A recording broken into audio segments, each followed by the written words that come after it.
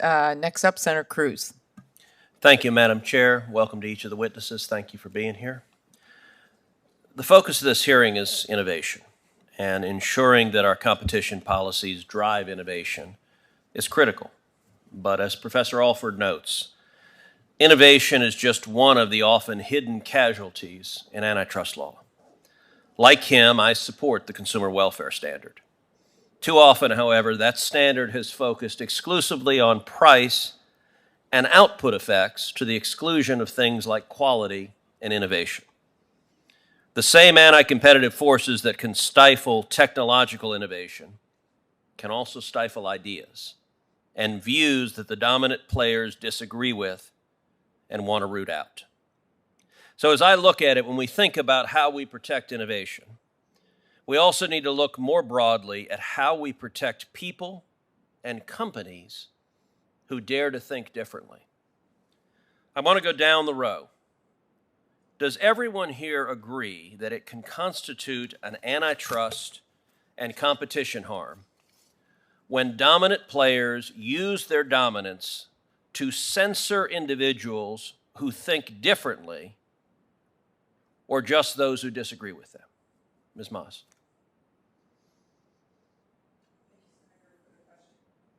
Thank you, Senator Cruz, for the question. I think the answer to the question in a nutshell is antitrust is very good at addressing some problems in the digital business ecosystems because they are directly related to competition or a lack thereof.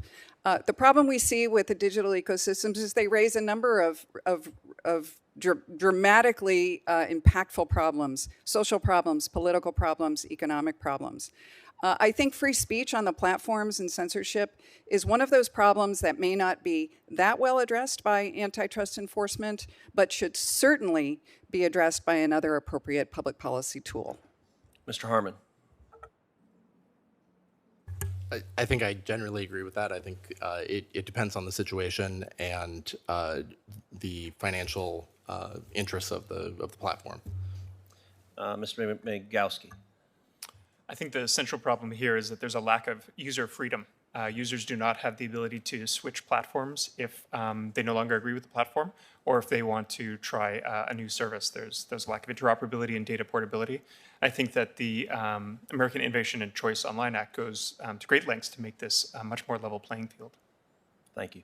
Professor Alford. So, I will echo some of the previous comments. I think there's a lot of things that are happening with respect to these big tech companies, and only some of them relate to antitrust law. So, for example, issues of censorship, issues of addiction, issues of mental health and wellness, a lot of those issues don't directly relate to antitrust issues.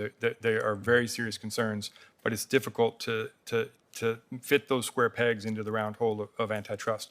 But I do think that you can say that to the extent that censorship constitutes harm to the quality of the experience for the consumer, then it would be a colorable claim that you could make under the antitrust laws. I would also add that to the extent these big tech companies say that they do not discriminate against conservatives, and they can show that that's a misrepresentation, then they also could be liable under the consumer protection laws.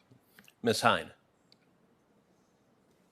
I have to agree with most of the other panelists that antitrust is probably not the right thing to address freedom of speech and censorship. I do think, though, that critical voices and new ideas are the lifeblood of innovation, and that should not be stifled. So again, to each of you, when we tackle issues of competition and innovation, should we think broadly about what it means to innovate? That is, think beyond simply technological innovation and look more broadly at innovation that serves a clear market demand, a consumer demand. Mr. Mikowski talked about consumer freedom. One example of innovation to serve a market demand is Parler, which was created to serve a demand in the face of widespread censorship of conservatives. Parler was created, and then Google and Apple and Amazon all used market power to coordinate to block the competitor and drive them out of business. Ms. Moss. Thank you. I think where competition becomes very important in this particular debate, and certainly free speech is a backbone of underlying democratic principles which support a market-based system, is to encourage competition and entry by smaller, innovative rivals in spaces that are dominated by large platforms, regardless of their political inclinations or not. The mechanics are such that kicking off smaller rivals for whatever reason, limiting users' ability to switch and not be locked into a particular system, all contribute to a diminution in the number of voices that are out there in the free speech context. As Roger pointed out as well, and others have said, antitrust would have a hard time getting at that problem through methods of deterrence and how to remedy that type of issue. But certainly more competition is always better in that context. But I think, as I said earlier, we need other public policy tools to address some of these stickier issues. Mr. Harmon? Yes, I think we should be thinking about innovation as removing the barriers, especially in the big tech space, removing the barriers that the dominant platforms have put in place to protect themselves, so that innovators, as they're at the very first stage, at the finance stage, at a mature stage, they are not bound by the strictures that these companies put in place. Mr. Murkowski? Senator Blumenthal mentioned earlier that there are not just considerations in the App Store here in the United States, but also internationally, that foreign governments have taken action in removing apps from the App Store there. I think it all comes down to the ability for people to decide for themselves which apps they would like to use. And as of right now, people do not have that freedom to choose on platforms like the iPhone. Professor Alford? Yeah, so in my prepared remarks, I discussed quality fixing in addition to price fixing.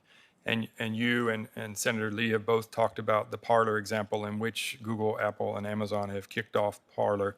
And to the extent that one could show an agreement between Google, Apple, and Amazon to raise the same identical quality concerns with respect to the reasons for why they decided to kick Parler off of their platforms, I think that there could be a quality fixing argument. And as I suggested in my opening remarks, I'm surprised that there's not more subpoenas or investigations with respect to big tech companies when they are engaging in quality fixing, such as let's develop a common position, let's get on the same page about this privacy concern or this desire and effort to squelch conservative voices. To the extent there is potential evidence of quality fixing, then I think there should be investigations of that.